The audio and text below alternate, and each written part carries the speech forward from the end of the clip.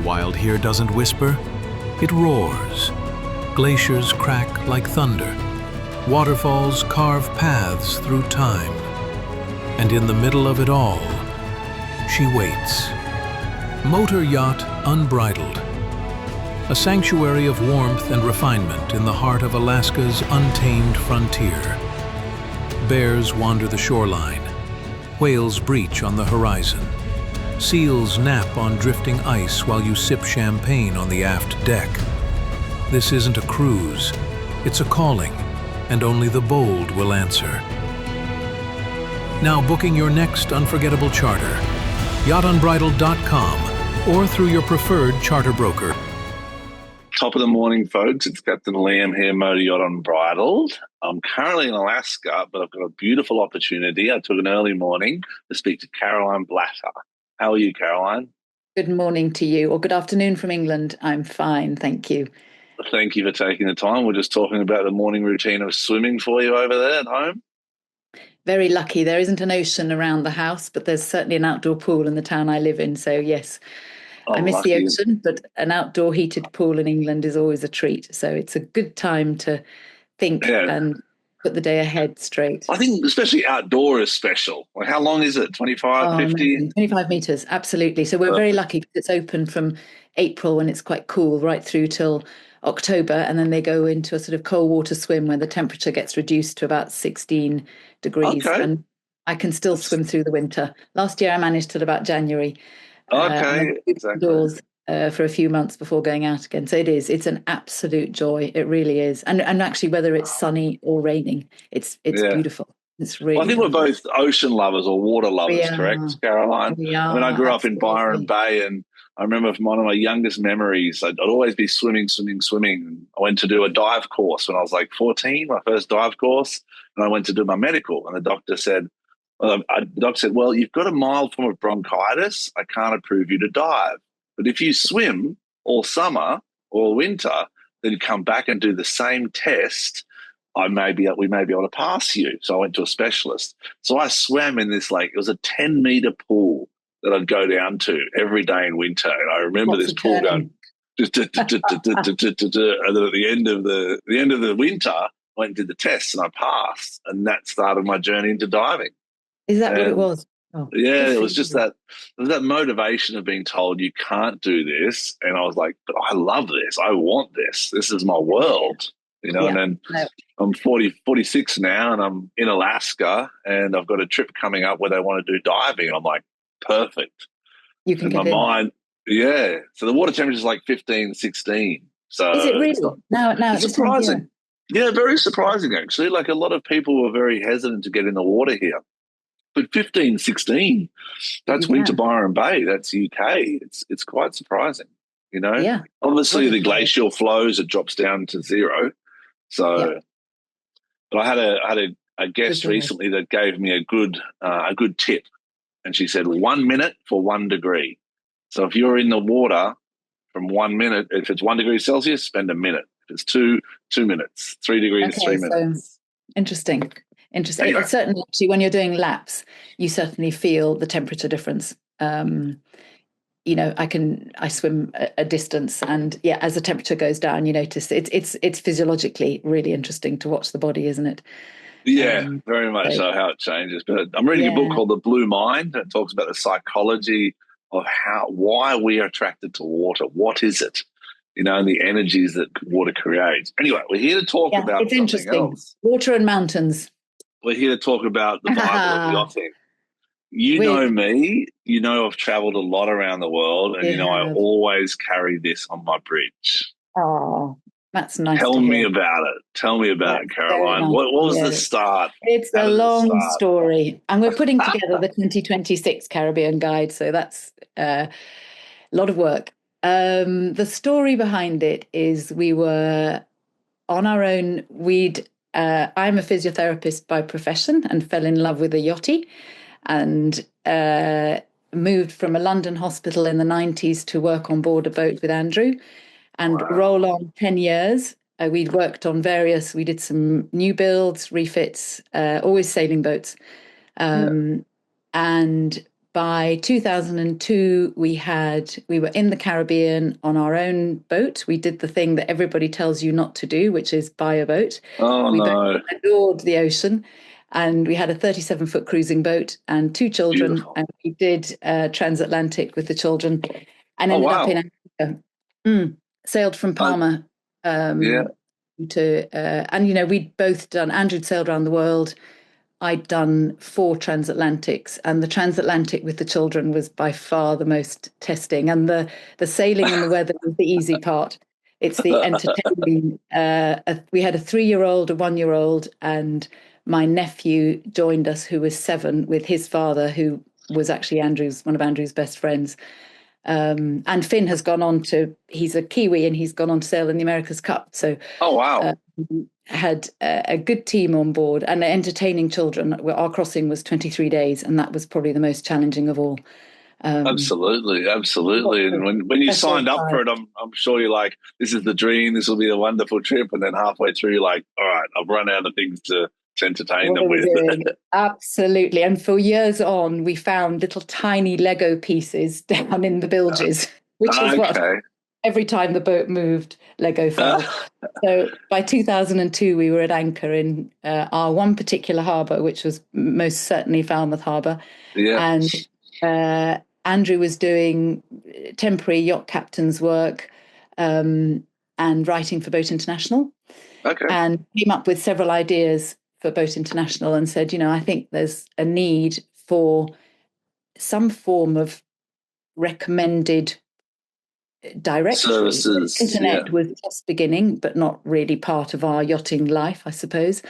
And we felt that there was something. We were going by the Michelin Guide, really, which is sort of stars, to say, we all know that there's all these services, but actually nobody. You get presented with one of these tiny little yellow pages in every island that you go to, and it's a list of people who've advertised, but you never know who is good. You don't know the story behind it. And he felt they're outdated. That's the big one. A lot of times the old cruising guides that you'd go through, they're kind of outdated. So Absolutely. And so Andrew felt there was this sort of thing, but it had to be on a recommendation only, which was sort of the basic ethos to say, okay, when we know good services, we're going to include them.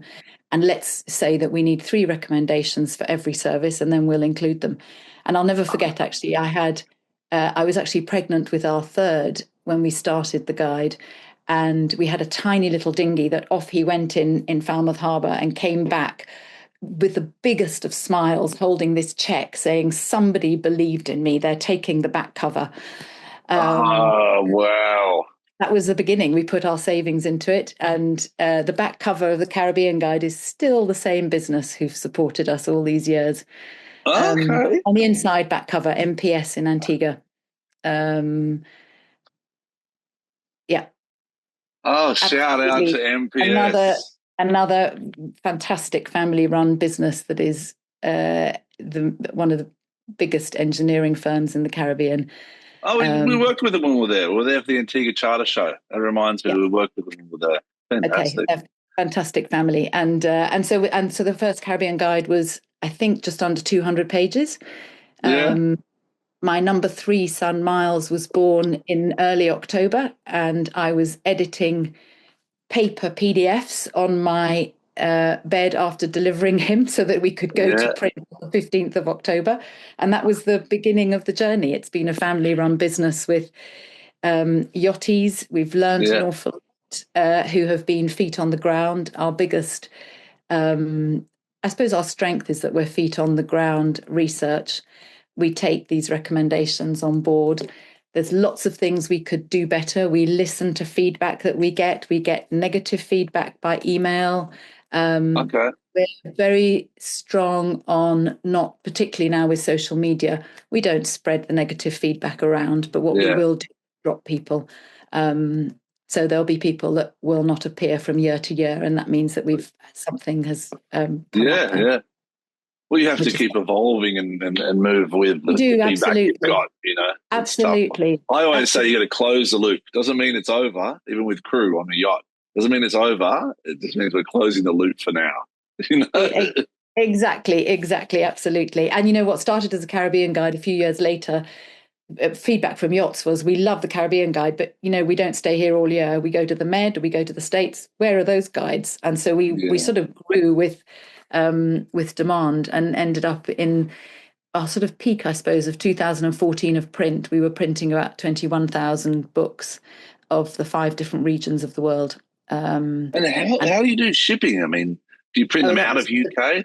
Biggest challenge. We've printed in various different places. They're now printed in the UK, and we only actually print the Caribbean guide now. Everything has gone digital since COVID, and the way boats are now. What used to be difficult 15 years ago is totally different now, isn't it? So it's hard. When people say print's done, maybe I'm old fashioned, but every time I go somewhere, I pick up my magazines and my newspapers, and there's something about it. The smell of newspaper or the information touches you different, I think.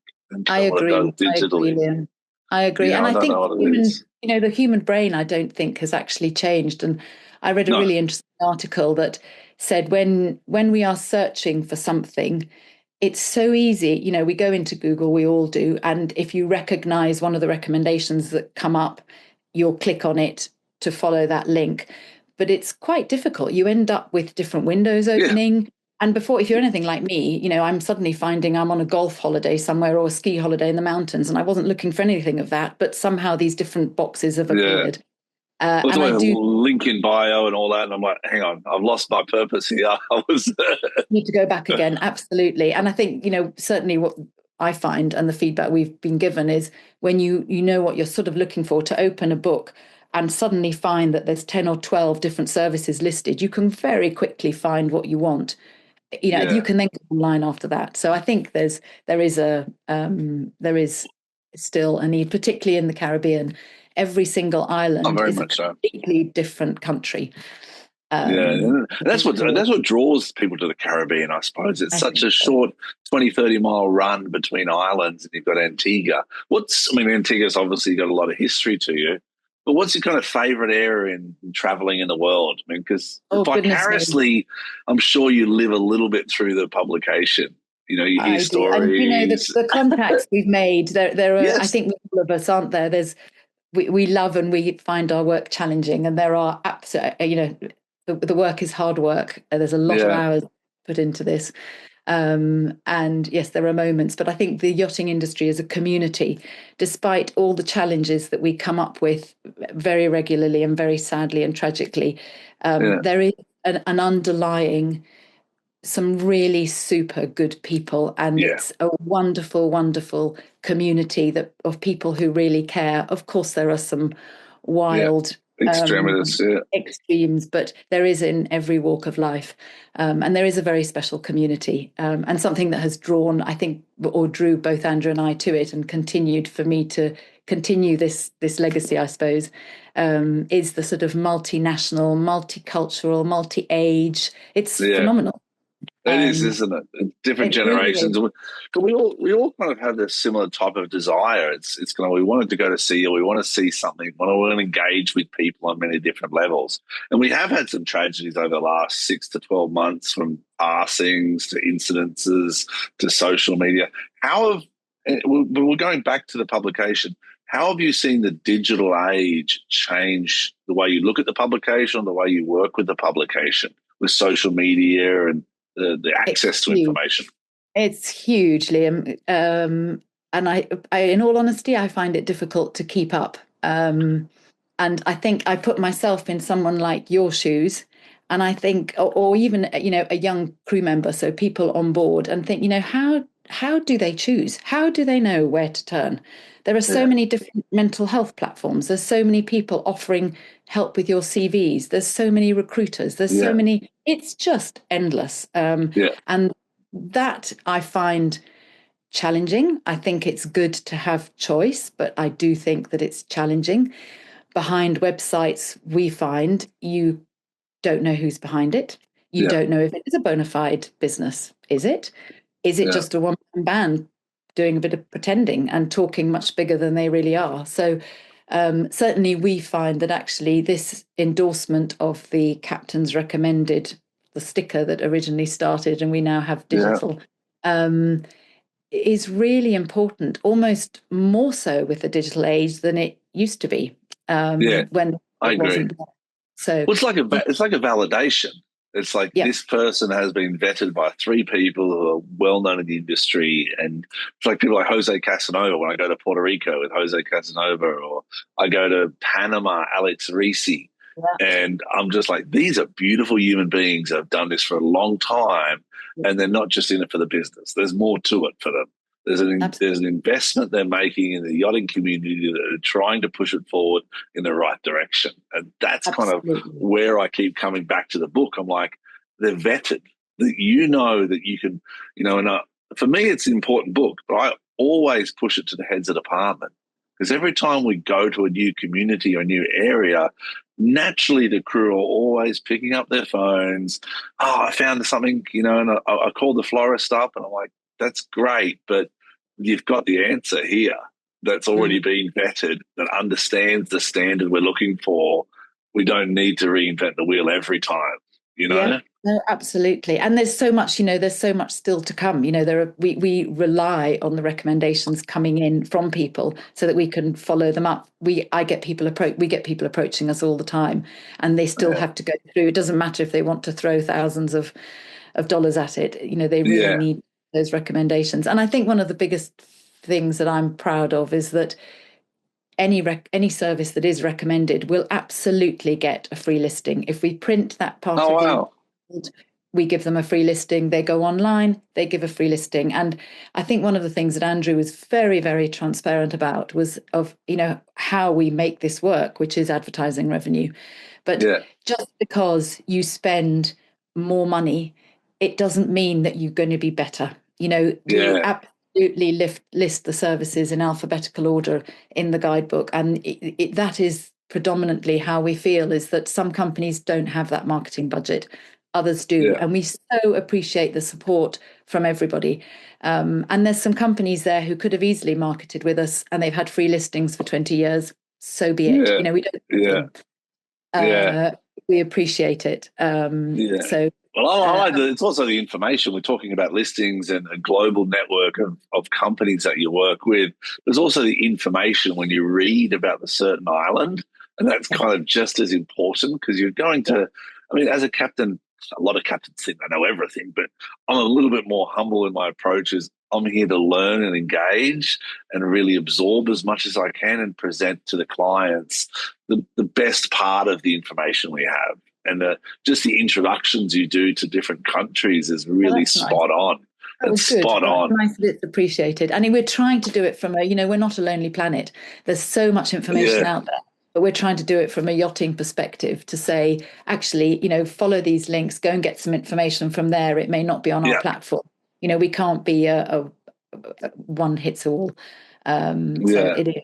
And it's really special. I love getting really special recommendations, whether it be from a chef who's going trans-Pacific and has found somebody in, Fiji who is growing microgreens and can prepare them for you before you get across there, to, I spoke to a really special yacht agent in Turkey this morning about some awful things that have happened over the weekend. And it's really special to have those people you can trust. yeah. And communicate with, I have to Well, say. it is getting harder and harder. We have these high net worth individuals coming to remote locations like Alaska, and there's zero. Like, I'm not saying there's zero support, but it's very difficult to find reliable resources here that can support the type of thing we're used to. We have clients coming from places like Monaco that are used to kind of every day having access to different things. We come to Alaska, it's you leave the dock and that's pretty much it for 7 to 10 days. You have to be spot on. So you have to know who you're working with. And we've got some great people we're working with. And you've given Good. me some wonderful recommendations all the way from Alaska up. And I'm everyone has just hit perfect, good. perfect.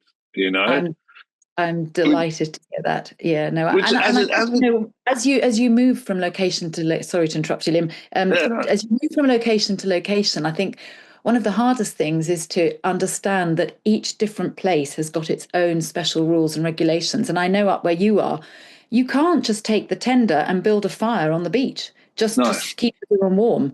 It Yeah. is not that place at all. And the cultural understanding, which is the beauty of boats, is also its biggest challenge. And you Yes. have got some enormous research to do beforehand so that you can, organize the cultural trip or get the proper food in because you've got someone who's got diet issues. Yeah, It's exactly. Well, I do apologize. The sun's just coming up now, so it's getting bright in the side of my face there. But we're in Cake at the moment, and you're right. In Alaska, it's Tongass National Park. The whole area is part of a national park system, which is a temperate rainforest. So it's important that number one for me is always protect the community, protect the environment, protect the crew. So you have to know the regulations and work with people. We're working with Alaska Luxury Tours, who's been great, Brent. We're working with Monique Pacific. We're working, but I also work with all the authorities, and that's where I find the connections the greatest. You don't just always rely on the agent. You communicate as a triangle with the agent, the local authorities, and the vessel to make sure we're all crystal clear on how we're moving forward here. And that seems to be the path I've used and seems to work quite well. Because then when issues arise... You're an orchestra conductor, aren't you? And you need every part of it to work. Well, this is a big part of it, I've got to admit. I really, I don't know why, but I've done this a lot. And as I age, I get more respect for the little things I've done.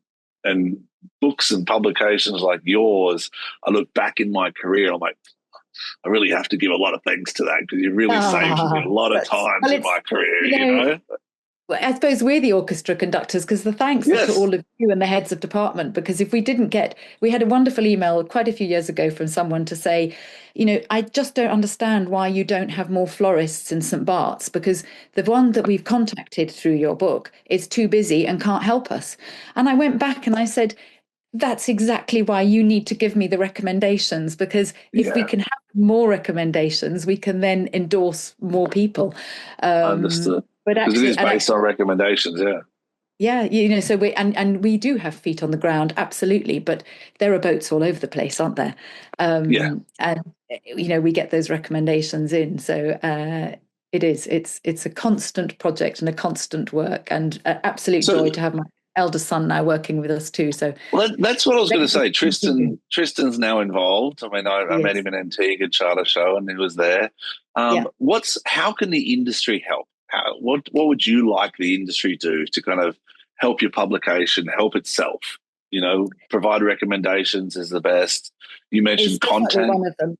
It's definitely one of them. And, I'd also love to see people say, I'm a big one for saying thank you, not just complaining. And I think we live in a society where people are quite quick to complain. And I would love to see crew for services actually go on the platform and say, these people, regardless of whether they've got lots of logos and pictures or whether they're just a simple sentence of a free listing, you can still go on there and review them and say, thank you. You guys really looked after us. The review sections, I think, are really helpful for people looking. But it's a lovely way of saying thank you to the service that actually, we found you on this platform and you've been great. You've really looked after us in whatever capacity that is. And it's value for the person themselves. Like when we worked with an agent in Costa Rica, and the Costa Rican agent was like, can you please just give me a review on Superyacht Services Guide? And I was like, of course, no problem. We had a good experience and I'll be transparent. And it means a lot to them because they're still growing as a business. Absolutely. And a lot of people don't realize that the yachting industry is seasonal. So the yachts go season to season, but the people that are there are relying on usually 3 months or 2 months of peak season to get their annual income. And that's what people forget a lot of times. Absolutely. And the yachting industry, the beauty of it is this enormous diversity. And, you might have a family-run 70-foot sailing boat with one captain on board periodically who is a crewed yacht, and they're using services to the big guys, right at the top, who've got rotation and 40 crew on board and 2 captains and et cetera, et cetera. And the same goes for services. We've got the all singing, all dancing services that have got big stands at Monaco, and they're on LinkedIn, and they're all over the place with amazing websites. And then just as important services, we've got these seasonal services, and they will offer you an amazing service when you need it, but they don't even have a website. Yeah. We are their presence online, and Yeah. it's a telephone number and maybe an email. And Yeah. that's the diversity Yeah. of geographically and in size, I think. And I don't want that to change. That's the beauty of the No. industry. Or you've got a local roti dealer in Antigua there that you've got the crew are looking forward to, getting some roti when they get to Antigua. So you've got to cover all aspects of it. There's guests, there's crew, there's, so. Absolutely. And we do find actually that it's not just the super yacht industry that use our book. There's a huge amount of the guide and the platform. There's a big cruising fraternity, because ultimately we all want a good service, don't we? Whether it's me finding something for my car at home, or you find your family trying to find something for your children, we all want a good service. So actually the cruising fraternity absolutely use the platform a lot. I think it started back with cruising boats, small sailboats that would go to different islands in the Caribbean, and they'd be telling another sailor, they'd be writing little books, and then you'd get references, and then it's manifested into this, which is wonderful. Going forward, I mean, we talked about big yachts. It is surreal what is happening in the yachting industry with yachts that are 100-meter plus in the same cruising areas as Antigua and anchored out now. It's quite unique. Where do you see the industry going in 5 years? I mean, we're still going to have all the variety. Good question. Where it goes and my hopes may be different. I don't know. But I hope there's a cap to an extent in terms of, do we need bigger and better? Some of these yachts are becoming almost mini cruise ships. Yeah. And that fine line. And I think some of these harbours can't take bigger boats and can't take more volume. So I hope in a way we become a little bit more accountable in every capacity. And that means from not flushing out into our beautiful blue ocean to looking after the people who work on the boat. I think that's probably one of my biggest, I think as a mother, I come as a parent. Some of these young crew could be my children. And very much so. Totally. And, having worked on board with Andrew as a yacht captain, I also know the challenges that come. So I think the industry's got a lot it's come a long way in even the 30 years that I've been involved. It's come a huge way, but it needs to go further. We are seeing a lot more communities. We're seeing a lot more transparency. We're seeing a lot more, engagement of different people, but we're still kind of not seeing the unity that I think is important for sustainability. The unity is not just environmental, the unity is mental health, the unity is financial support or tax support, because it's a career, yachting. And I think there's still this undertone that you come in for a couple of years, make money, go home.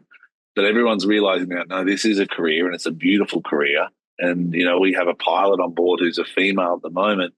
And she's like, this is a great space for females. I said, well, it is a good space, providing that the people that are in the heads of department and leadership roles respect that and have oversight. And that's kind of my kind of leaving note is I really wish this industry should push some more external oversight, whether it's from agencies like Cayman Island or recruitment companies or management companies. You've really got to take out, and that's why I like corporate structure, you've got to take out the middleman almost, which is myself. Absolutely. Unfortunately, the reality is that people like me in my role or chief officers or chief engineers, we've got to really have that oversight to protect the junior crew, because that's what I think is the sustainability of the industry. I do. And also have, mentorship and advice for people at your level. And, we don't know everything. I can only describe it as a parent. I don't know everything. And there has to be an open forum and an allowance to allow you to be vulnerable, I suppose, and to ask questions. You have them, you can actually ask questions. And, we have this as a parent, I have the battle with social media. I think the yachting industry has a battle with social media. Yeah. If you look at what's going in all these different groups, all these different platforms, some of them, I don't think they're positive at all for the industry. And I think that's a really sad place. And we sort of need to be accountable a little bit on that too. Very much so. It's hard to read. Like, I mean, it's only in the last year and a half I've got involved in social media. I've always kind of focused. Right now the goal is to create a charter program for Unbridled, and we've successfully done that on the East Coast and now the West Coast.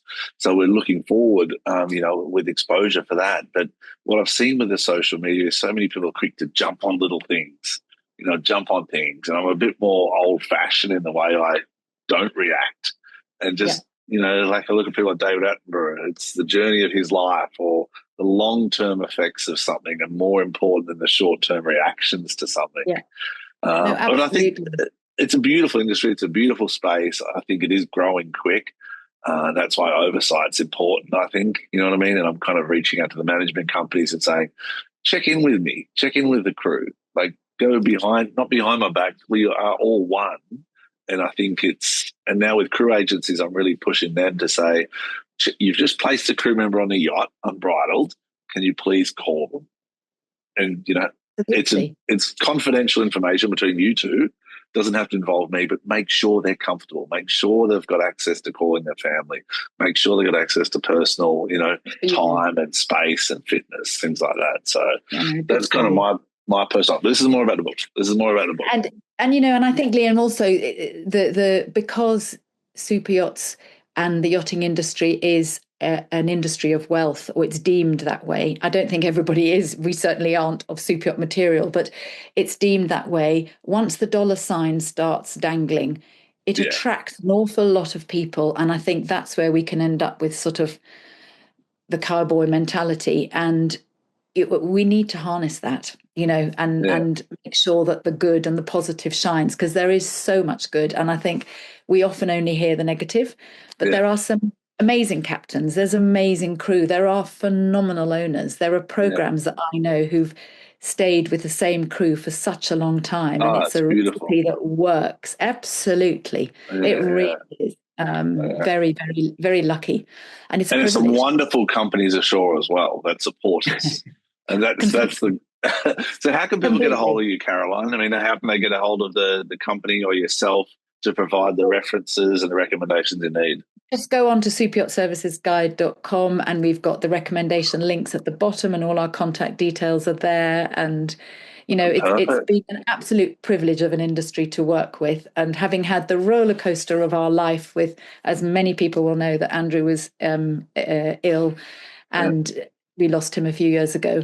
The industry has stood by us, and that's been so lucky, because I wouldn't have been able to be the mother that I am and to care for him through his dying days had we not had the industry and the backbone behind us. And for that, I'm eternally grateful. So it's a strong industry. It's when situations happen, that's when you see the value of the relationships you've built, and you reach out from around the world, people you've met 10 years ago that have experiences, and they're here to support you through these challenges. Absolutely. And for that, I have huge respect. Totally. I was very lucky to have feet on the ground. At the end of May, I went down to Grenada to do a week's research. And that was such a privilege, because I'm normally based at, working from home and running the show. And we lost our cruising boat in Hurricane Ivan of 2004. And I hadn't been since then. And it was such a privilege to go and see the services that some of them even remember me when I was crew, but remember us as a family, and are still there. And the island is growing in a very, very special way. And that was really, really lovely. I love Grenada, actually. I love the west coast of Grenada, cruising up there. It's like not many anchorages per se, but that west coast with the little people coming out fishing with the little, plastic bottles and the fishing lines for the tunas that float out on the rowboats. It's a really special place. Grenada. It is. And isn't the Caribbean so varied? I hope you went and swam in waterfalls and did everything that Grenada has to offer. Spices, all the different spices out in Grenada, and the callaloo soup. And it's probably one of my favourite soups, the callaloo soup, for some reason. For you. Yeah, I think because you can't eat, like when you look at the vegetable itself, you look at the leaf, it's really prickly. Yep. So it's the process they go through. Because the first time I tried the leaf. Being a traveller, I'm like, I'll try the leaf. And it's like, it's really itchy. Yeah. And then you have to process it into a soup, and it's delicious. Yeah, absolutely. Yeah, each island has got maybe I'll sail them again. Exactly. All right, Carol. Well, thank you for your time. This is Captain And Liam you, Yacht Liam. Unbridled. If you need to reach out in the DMs and all those messages on the social media and Instagrams. If not, just pick up a phone and give one of us a call. Thank you. Have a good day, Liam. Thank you very much. If your brand belongs in the heart of the yachting world, this is where it happens. Yachting International Radio reaches over 1 million yachting professionals and enthusiasts every month, with 77 million impressions, 220,000 social followers, and 74,000 podcast subscribers. Our hosts are insiders, crew, captains, CEOs, trusted voices shaping the industry. This is targeted, high-impact advertising in a luxury niche. Visit yachtinginternationalradio.com/advertise. Your audience is already listening.